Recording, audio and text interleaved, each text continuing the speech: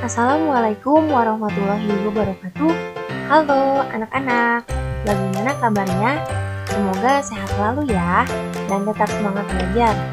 Sebelum memulai belajar, yuk kita berdoa terlebih dahulu. Hari ini kita akan belajar pada tema 2, udara bersih bagi kesehatan. Subtema 2, pentingnya udara bersih bagi kesehatan, pembelajaran 5. Tujuan pembelajaran kita kali ini yaitu: pertama, siswa mampu mengidentifikasi berbagai penyakit yang berhubungan dengan organ pernapasan dengan benar. 2. Siswa mampu menjelaskan berbagai penyakit yang berhubungan dengan organ pernapasan pada manusia dengan benar. 3. Siswa mampu menjelaskan informasi terkait pertanyaan apa, siapa, di mana, mengapa, dan bagaimana dengan tepat. 4. Siswa mampu menuliskan informasi terkait pertanyaan apa, siapa, di mana, mengapa, dan bagaimana dengan tepat. 5. Siswa mampu menceritakan karya tari daerah yang menggunakan properti. 6. Siswa dapat berlatih gerakan tari daerah menggunakan properti. Yuk kita mulai. Nah, masih ingatkah kamu pada kakek Husin yang menderita penyakit asma? Pada pembelajaran kali ini kita masih mempelajari mengenai penyakit pada organ pernapasan manusia. Disimak ya penjelasan berikut ini.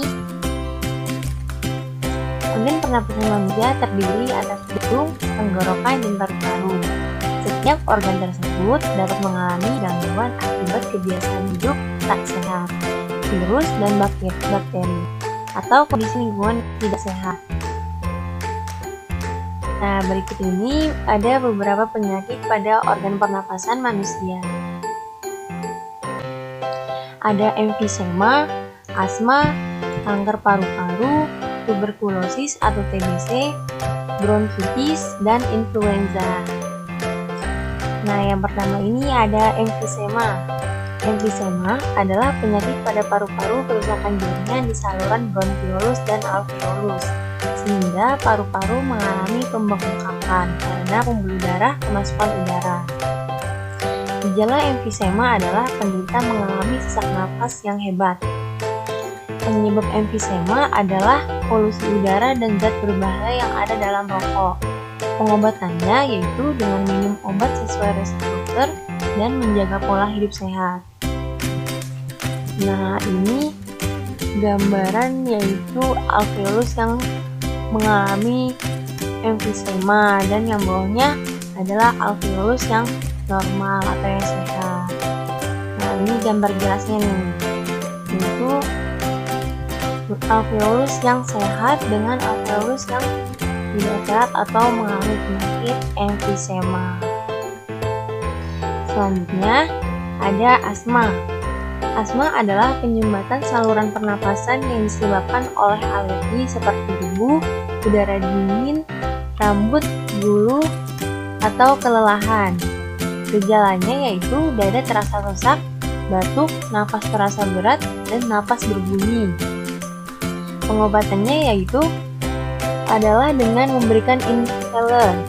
Alat tersebut berfungsi untuk memasukkan obat ke dalam saluran pernapasan secara langsung dengan cara dihisap melalui mulut. Nah, ini gambaran yaitu saluran pernapasan yang normal. Nah, kemudian yang di sebelahnya adalah gambar yaitu saluran pernapasan saat serangan asma, yaitu mengalami penyempitan sehingga kita terasa sulit bernafas. Nah, inhaler itu seperti apa? Inhaler itu seperti yang dipakai kakek Husin yang digunakan melalui mulut. Selanjutnya ada kanker paru-paru. Kanker paru-paru adalah salah satu penyakit paling berbahaya, yaitu pertumbuhan sel-sel paru-paru yang tidak terkendali dan dapat menyebar luas ke seluruh tubuh. Penyebabnya adalah zat-zat berbahaya yang ada di dalam rokok. Kemudian gejalanya adalah batuk terus-menerus hingga menjadi batuk berdarah, berat badan menurun, dan nyeri di dada. Pengobatan penyakit ini yaitu dilakukan dengan kemoterapi dan radioterapi.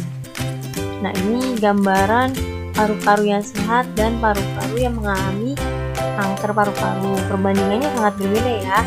Yang sebelah terlihat sehat sekali dan yang satunya mengalami sakit atau yang tidak sehat, kondisi paru-paru yang tidak sehat. Kemudian ada tuberkulosis atau TBC. Tuberkulosis atau TBC adalah penyakit paru-paru yang disebabkan oleh Mycobacterium tuberculosis. Bakteri tersebut menimbulkan bintil-bintil pada dinding alveolus. Jika penyakit ini menyerang dan dibiarkan semakin luas, dapat menyebabkan sel pada paru-paru mati. Akibatnya, paru-paru akan menguncup atau mengecil. Gejala TBC adalah penderita mengalami napas yang terengah-engah, demam, keringat di malam hari, dan berat badan menurun. Pengobatan pada penyakit ini yaitu dilakukan dengan minum obat sesuai resep dokter.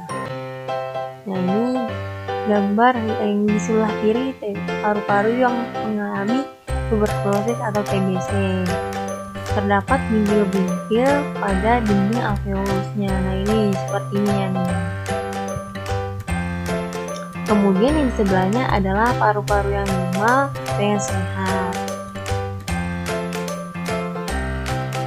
Berikutnya ada penyakit bronkitis. Bronkitis adalah infeksi pada saluran bronkus yang biasanya disebabkan oleh virus. Gejala bronkitis adalah batuk berdahak, demam, dan sesak napas.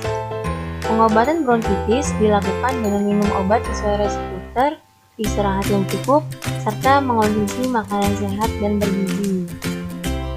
Saluran bronkus yang sehat, dan ini mengalami penyakit bronkitis pada saluran bronkusnya. Dan yang terakhir ada penyakit yaitu influenza atau flu. Influenza atau flu adalah gangguan pernapasan yang disebabkan oleh virus influenza.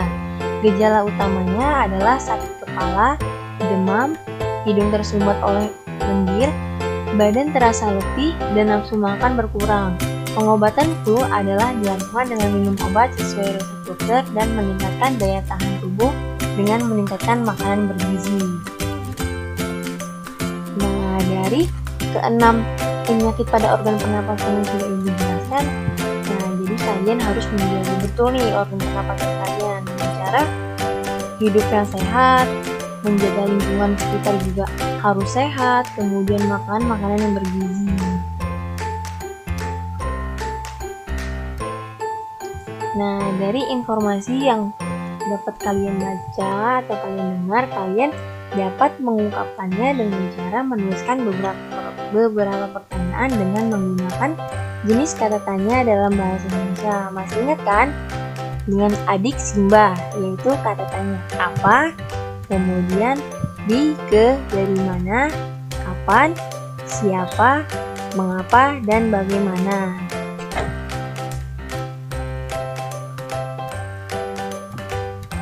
Selanjutnya, kebiasaan hidup sehat akan meminimalkan kemungkinan kita terserang penyakit. Salah satu kebiasaan hidup sehat adalah dengan selalu aktif melakukan latihan fisik. Latihan fisik tidak hanya dilakukan melalui olahraga, tetapi dapat juga dilakukan dengan menari. Dalam tarian, ada yang disebut dengan properti. Properti tari merupakan salah satu unsur pelengkap dalam sebuah tarian. Hampir semua tarian Nusantara menggunakan properti. Nah, beberapa tarian daerah yang menggunakan properti yaitu di sini ada tari piring. Tari piring menggunakan properti yaitu piring. Kemudian ada tari payung. Tari payung menggunakan properti payung. Selanjutnya ada tari serinti menggunakan properti yaitu selendang. Nah, seperti yang dipakai oleh penarinya nih. Kemudian ada tari janger.